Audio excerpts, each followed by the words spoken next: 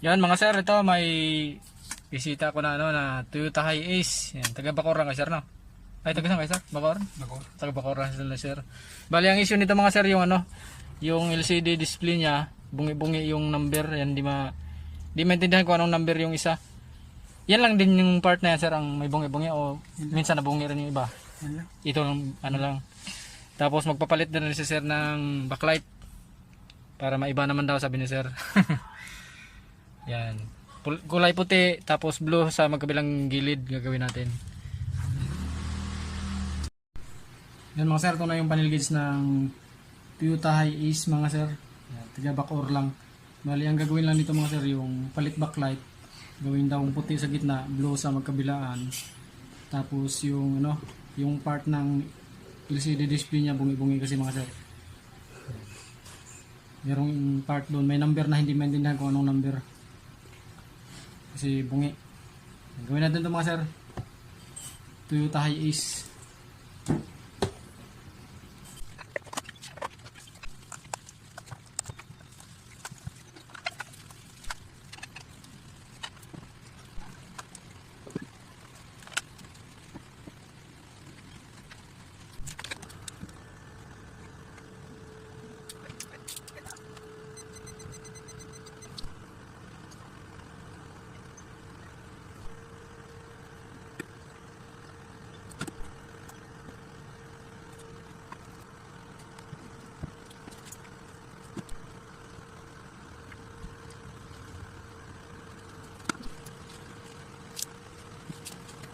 Yun, okay na to mga sir, i-assemble ko na lang to para maibalik na ng kabit sa unit.